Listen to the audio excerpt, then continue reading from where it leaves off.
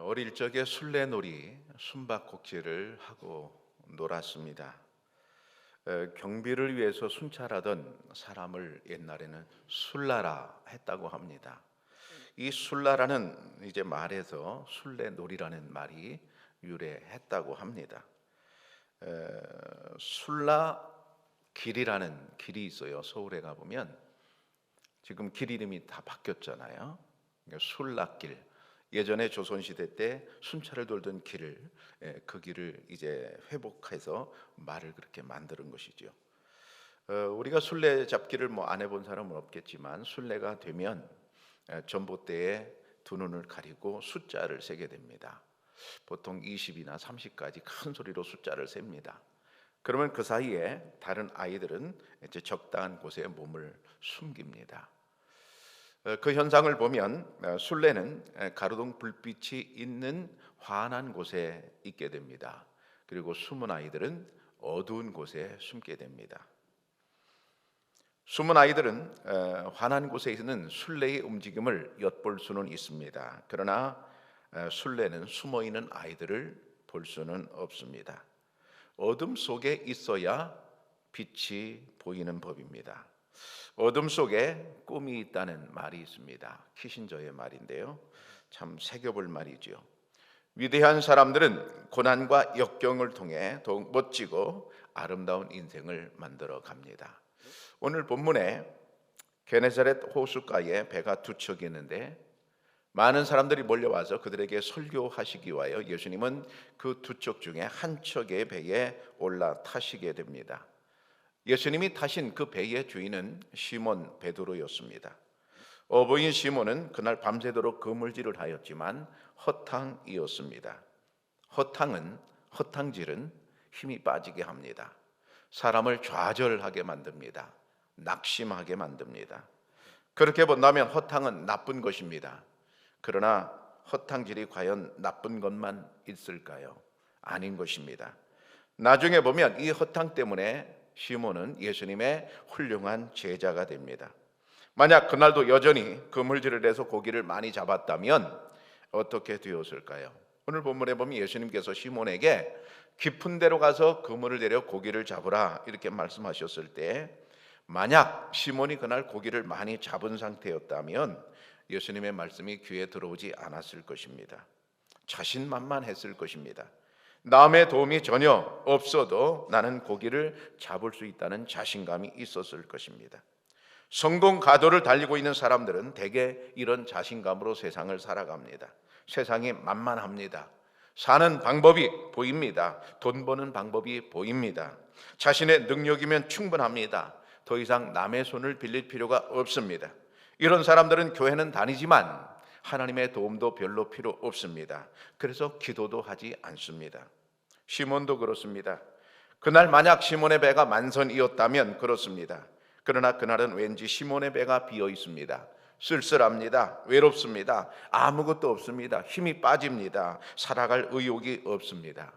그런 배에 예수님이 올라타셨습니다. 그런 상황을 예수님이 너무나 잘 알고 들어가셨습니다. 배부른 사람에게 밥 사준다는 말은 별로 크게 들리지 않습니다. 그러나 배고픈 사람에게 밥 사준다는 말은 매우 고맙게 들리는 법입니다. 예수님은 빈배에 오르시는 분입니다. 고독한 인생의 배를 찾아오십니다. 예수님은 허탕질하고 힘이 빠져있는 인생의 배를 찾아오십니다. 예수님이 그 배에 올라타시고 무엇을 하셨습니까? 오늘 본문에 보면 모인 사람들에게 복음을 가르치셨습니다.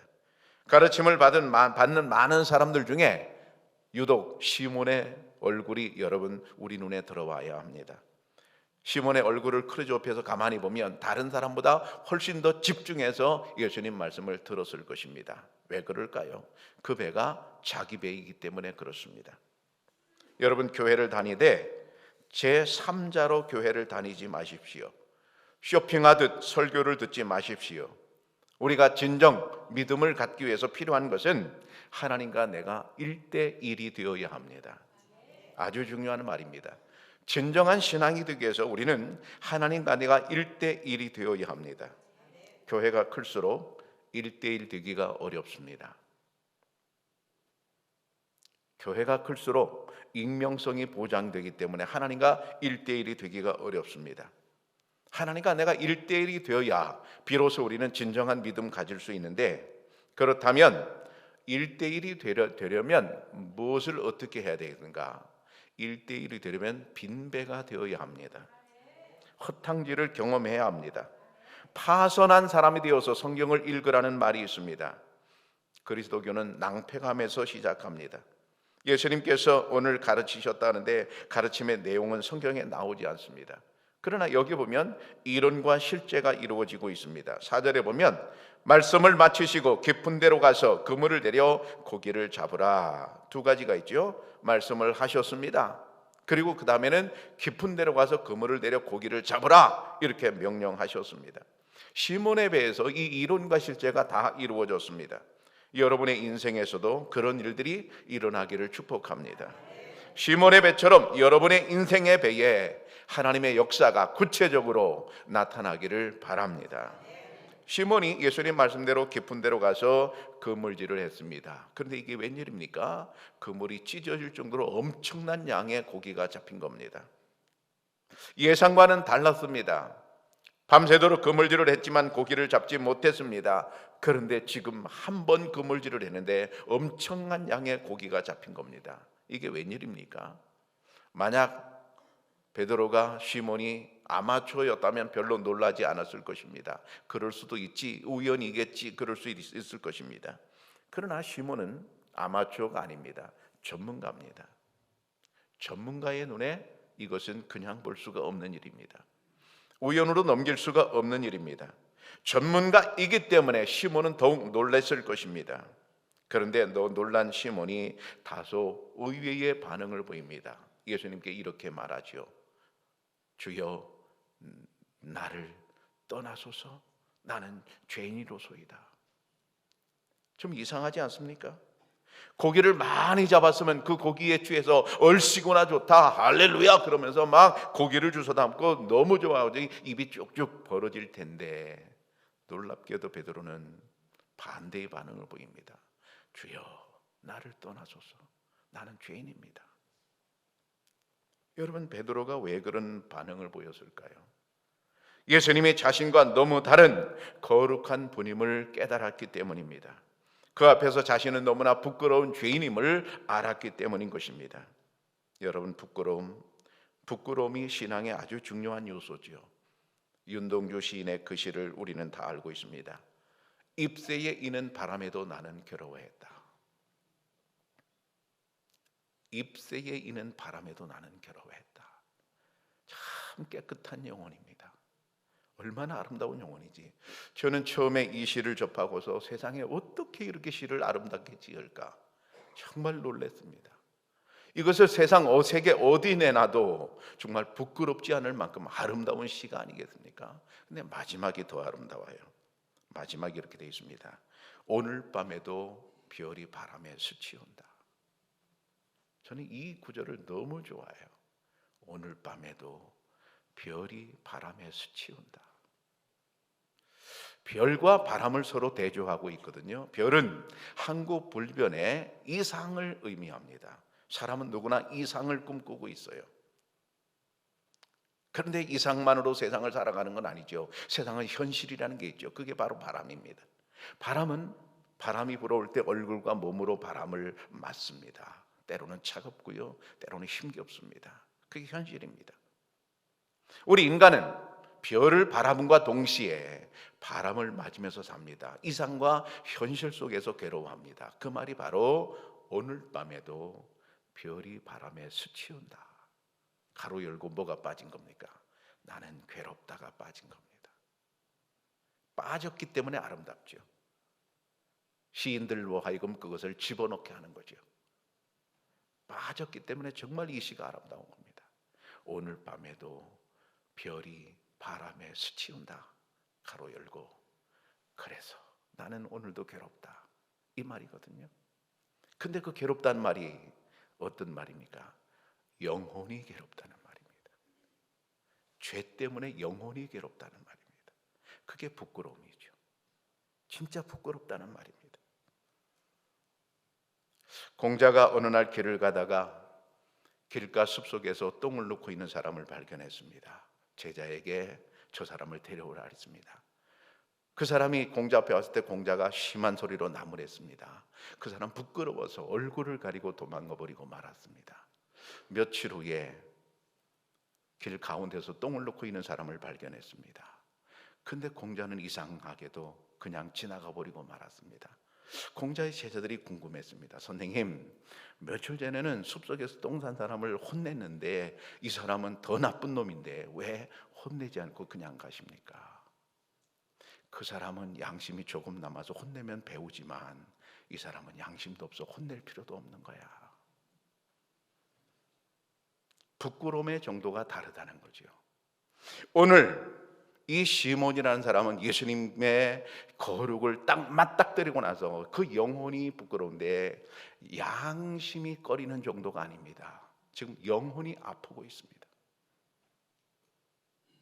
양심이 아픈 부끄러운 정도가 아니라 자기 영혼이 주님 앞에서 지금 아프고 있는 겁니다. 너무 아프니까 하는 말이 뭐라고 그래요? 주여, 나를 떠나소서. 도무지 주님의 얼굴을 앞에서 마주볼 용기가 전혀 없는 것입니다. 예수님의 거룩을 맛본 그는 어찌할 바를 모르는 몸부림으로 피하고 싶었습니다. 그래서 주님, 나를 떠나소서라고 말하고 있습니다. 별이라는 시가 있습니다. 정진규 님의 시인데요, 시가 너무 좋아서 좀 소개를 하도록 하겠습니다. 별들의 바탕은 어둠이 마땅하다. 제가 합니다. 대낮에는 보이지 않는다. 지금 대낮인 사람들은 별들이 보이지 않는다. 지금 어둠인 사람들에게만 별들이 보인다. 지금 어둠인 사람들만 별들을 낳을 수 있다. 그리고 한참 쉬었다가 시인은 마지막으로 이렇게 적었습니다. 지금 대낮인 사람들은 어둡다. 맨 위로 올라가 봅니다. 별들의 바탕은 어둠이 마땅하다. 참 멋있는 시입니다. 온 우주는 어둠입니다. 어둡기 때문에 별이 보입니다. 화나면 별이 다 사라집니다. 안 보입니다. 그래서 중간에 보면 지금 어둠인 사람들에게만 별들이 보인다. 그리고 마지막에 뭐라 합니까? 지금 대낮인 사람들은 어둡다. 뭐가 어둡다는 얘기일까요? 영혼이 어둡다는 얘기죠.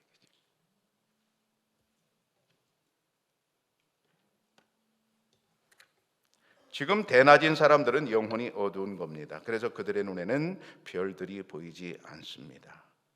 오스카 와일드는 이런 말을 했습니다. 우리 모두 시궁창에 살고 있지만 우리 중 몇몇은 별을 보고 있다. 참 아름다운 얘기입니다. 우리 모두 시궁창에 살고 있지만 우리 중 몇몇은 별을 보고 있다. 여러분, 별을 보시기를 축복합니다. 시몬 베드로가 고기를 엄청나게 많이 잡은 다음에 그의 태도가 완전히 바뀌었습니다. 5절에 보면 예수님을 선생님이라고 호칭했거든요. 그런데 8절에 가보면 예수님을 주여라고 호칭합니다. 퀴리에 그럽니다. 신적 권위를 이제 지닌 존재로 인식을 하게 되었습니다. 만약 처음과 같은 태도라면 시몬은 이렇게 말해야 됩니다. 선생님, 나를 떠나소서. 이렇게 말해야 됩니다. 근데 그렇게 말하지 않습니다. 주님, 주여, 나를 떠나소서. 이렇게 말합니다. 선생님이라고 예수님을 아는 사람과 주님이라고 선생님을 아는 사람은 완전히 다릅니다. 교회를 다니면서도 예수님을 선생님으로 아는 사람들은 신앙생활의 가장 기본인 주일 성수와 11조를 내 맘대로 합니다. 내가 하고 싶으면 하고 말고 싶으면 말고 선생님 정도니까요. 근데 예수님을 주님으로 아는 사람은 그렇지 않습니다. 내 맘대로 할 수가 없습니다. 떨려서 그렇게 할 수가 없습니다. 왜? 주님이기 때문에 그렇습니다. 시몬이 그렇게 바뀌었다는 얘기입니다. 거룩 자체 앞에 시몬이 서게 되었을 때 그는 예수님 앞에 두려움을 느꼈습니다. 그래서 나를 떠나달라고 요청을 했던 것인데요, 자기 자신이 죄로 물든 자인 것을 이제 알게 되었습니다. 자기 자신이 온통 죄악으로 오염된 사람이라는 사실을 알게 되었습니다. 이 고기가 많이 잡힌 이 일은 신적 권능의 역사 없이는 도무지 설명할 길이 없기에 그것을 깨달은 베드로는 심한 두려움을 느꼈을 것입니다.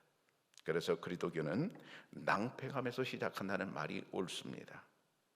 그런데 사실 이 말은 인정하기 어렵습니다. 나름대로 사람들은 자기 자신은 괜찮은 사람이라고 생각하며 살아가고 있습니다. 나름 성실하고 나름 열심히 살고 있으니까 괜찮다 이렇게 생각하기 쉽습니다. 맞습니다. 내가 거룩한 사람은 아닐지라도 적어도 나는 큰 죄인도 아니라고 생각하고 살 수 있습니다. 남들과 비교해서 이 정도 신앙생활하면 되지 않느냐, 무난하다 이렇게 여길 수도 있습니다. 그렇게 계속 살아가다 보면 그 사람은 별을 볼 수가 없습니다. 진리를 볼 수가 없습니다. 왜 그렇습니까? 낭패감을 아직 맛보지 않았기 때문입니다. 그러면 우리는 언제 낭패감을 맛봅니까? 실패했을 때 우리는 낭패감을 맛봅니다. 사업이 잘 되다가 망가졌어요. 부도가 났어요. 그러면 참 살고 싶지 않습니다. 세상이 노랗게 변합니다. 그때 우리는 심한 낭패감을 경험합니다. 건강하다가 건강이 잃고 한번 삐끗하면 우리 쉽게 건강하기 어렵습니다. 그때 우리는 낭패감을 맛봅니다. 인간관계가 좋다가 인간관계가 틀어지면 정말 세상 살기 쉽지 않습니다. 그때 우리는 낭패감을 맛봅니다.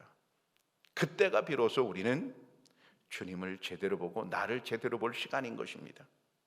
아브라함은 믿음의 조상이라고 일컬어지고 있습니다. 아브라함이 믿음의 조상으로 일컬어졌을 때 여러분 그 이유가 어디 있을까요? 아마도 아브라함이 오랫동안 자식을 못 낳은 것 때문에 그렇게 되지 않았을까요?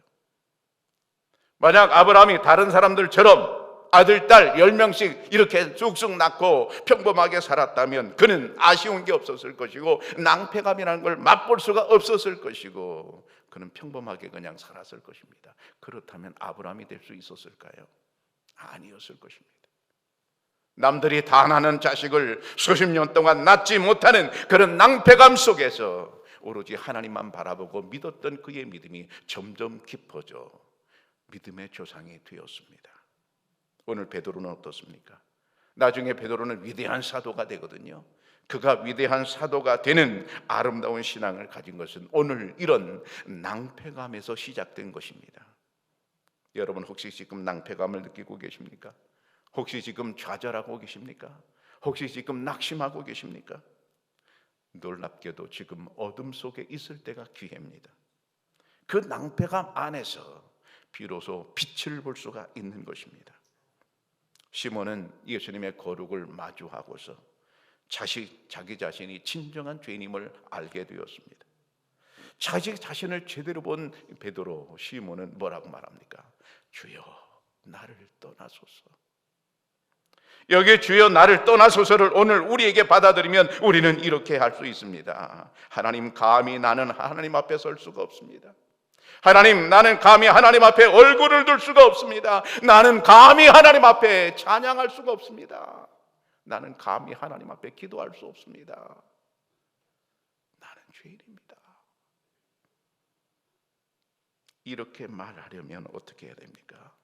예수님의 거룩을 만나야 합니다.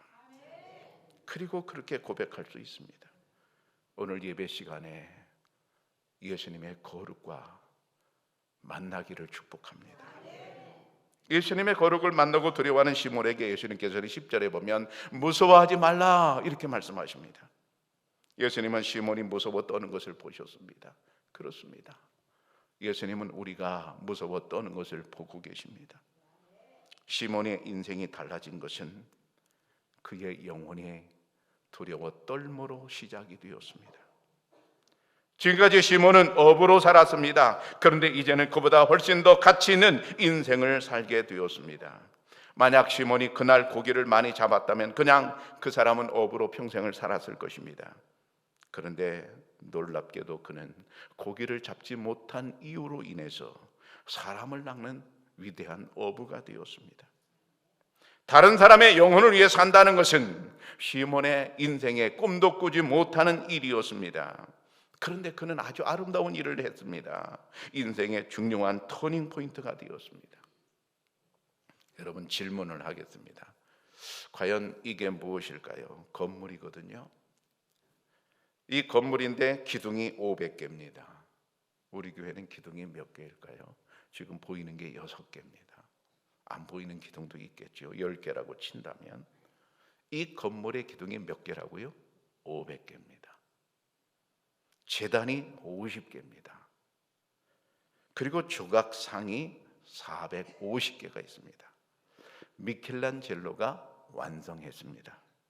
이 건물의 길이가 187m입니다.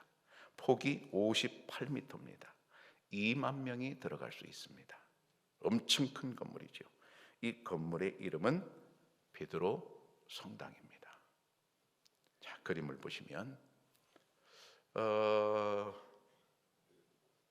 지금 있는 건물 그 사진입니다. 이게 베드로 성당의 모습인데요.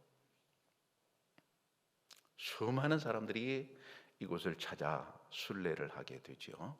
이탈리아에 있습니다.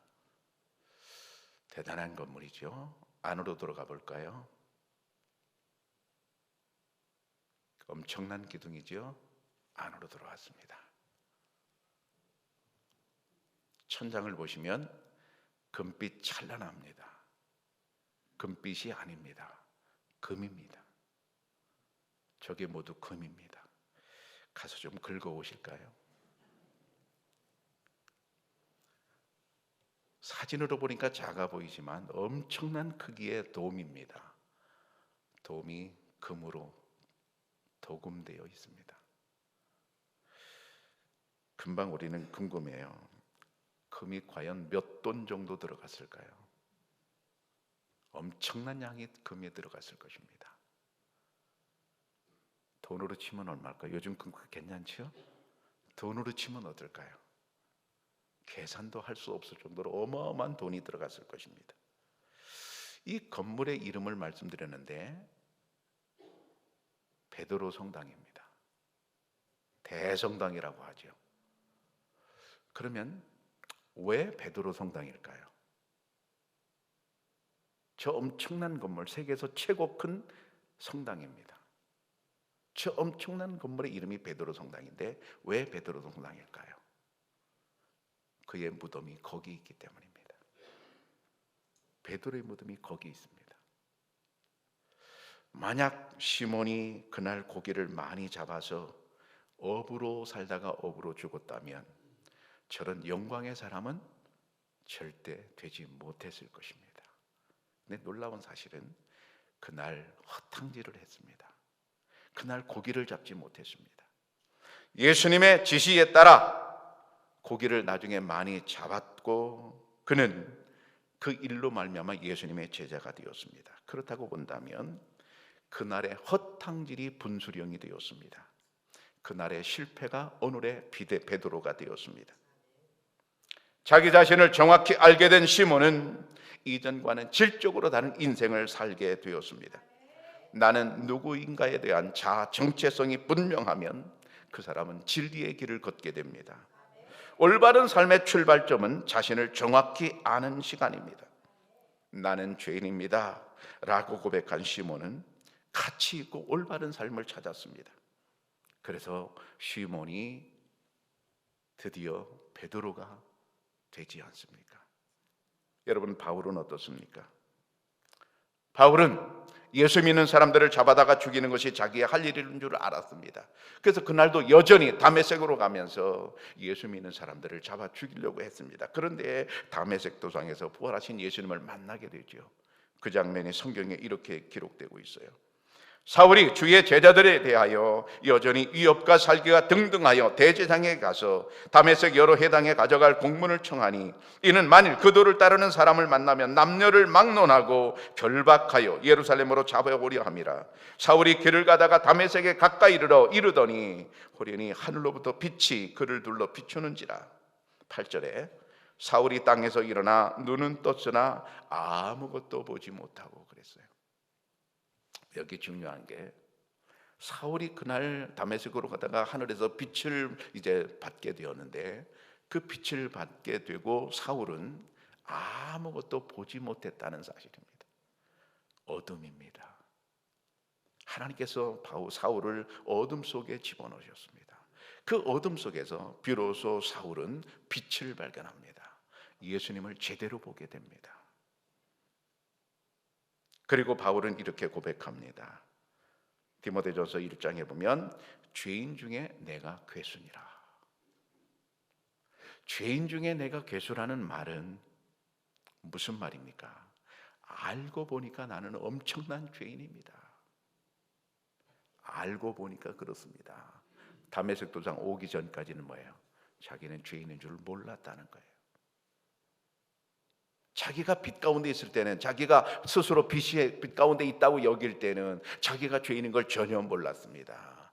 근데 아무것도 보지 못하는 어둠 속에 자기가 들어가 보니까 나는 죄인 중에 괴수였구나. 바울이 그날의 깨달음을 통해서 2000년 기독교 역사상 가장 위대한 사도가 되었습니다. 지금은 사순절입니다. 나를 성찰하는 술래잡기가 이어지기를 축복합니다. 어둠 속에서 나를 발견하는 시간이 되시기를 바랍니다. 사랑하는 청양교회 성도 여러분, 참된 신앙은 낭패감에서 시작합니다. 나를 떠나소서 나는 죄인입니다 라고 고백할 수 있어야 합니다. 사순절에 진실하고 참된 고백이 필요합니다. 하나님의 거룩을 맛보시기를 바랍니다. 어둠 속에서 나를 발견하고 보다 더 가치 있는 아름다운 인생이 되시기를 축복합니다. 기도하겠습니다.